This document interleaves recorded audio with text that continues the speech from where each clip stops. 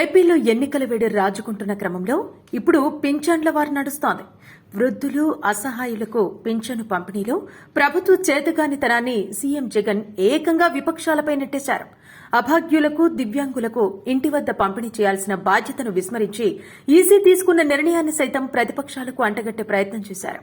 ఇందులో భాగంగానే చిత్తూరు జిల్లా పూతలపట్టులో నిర్వహించిన మేమంతా సిద్దం సభలో ప్రతిపక్షాలు, ముఖ్యంగా టీడీపీపై జగన్ తీవ్ర ఆరోపణలు చేశారు. పింఛనుదారుల పాట్లకు ప్రభుత్వం, అధికారుల నిర్లక్ష్యం కారణం కాగా అదంతా టీడీపీ అధినేత చంద్రబాబు కుట్ర అని ఆరోపించారు.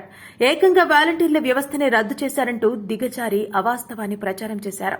వాలంటీర్ వ్యవస్థను రద్దు చేశారని పచ్చి అబద్దాలు చెబుతున్న సీఎం జగన్ అలాంటి ఉత్తర్వులుంటే చూపించగలరా అని ముఖ్యమంత్రి స్థాయిలోని వ్యక్తి ఓట్ల కోసం ఇంతగా దిగజారాలా అని ప్రతిపక్షాలు మండిపడుతున్నాయి. వాలంటీర్లను నగదు పంపిణీకి దూరంగా ఉంచాలని మాత్రమే కేంద్ర ఎన్నికల సంఘం ఆదేశించింది. దాన్ని వక్రీకరిస్తూ ఏకంగా వాలంటీర్ వ్యవస్థనే రద్దు చేశారని రాజ్యాంగబద్ద సంస్థపైనే వాలంటీర్ల ద్వారా వైసీపీ నేతలు ప్రచారం చేస్తున్నారు.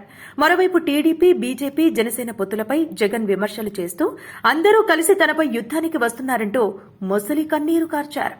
పూతలపట్టు కరువు ప్రాంతమని నియోజకవర్గ ఎమ్మెల్యే అభ్యర్థి సునీల్ కుమార్ ప్రస్తావించగా నివారణకు ఎటువంటి చర్యలు తీసుకుంటారన్న అంశాన్ని జగన్ కనీసం ప్రస్తావించలేదు.